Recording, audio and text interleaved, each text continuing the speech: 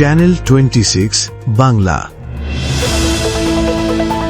শেরপুর ১ সদর আসনে বাংলাদেশ জাতীয়তাবাদী দল বিএনপি মনোনীত ধানের শীষের প্রার্থীর নির্বাচনী জনসভা অনুষ্ঠিত হয়েছে।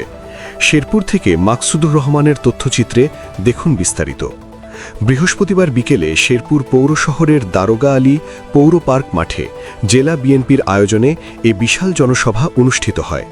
জেলা বিএনপির আহ্বায়ক আলহাজ অ্যাডভোকেট সিরাজুল ইসলামের সভাপতিত্বে এবং সদস্য সচিব এবিএম মামুনুর রশিদ পলাশের সঞ্চালনায় জনসভায় প্রধান অতিথি হিসেবে বক্তব্য রাখেন শেরপুর ১ আসনের ধানের শীষের এমপি প্রার্থী ডাক্তার সানসিলা জেব্রিন প্রিয়াঙ্কা।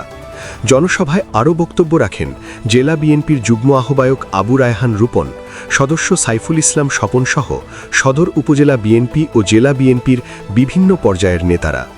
এ সময় জেলা যুবদলের সাধারণ সম্পাদক আতাহারুল ইসলাম আতাসহ বিএনপি ও অঙ্গ সংগঠনের বিপুল সংখ্যক নেতাকর্মী উপস্থিত ছিলেন। নির্বাচনকে সামনে রেখে জনসভা থেকে ভোটারদের কাছে ধানের শীষ প্রতীকে ভোট দেওয়ার আহ্বান জানান নেতারা।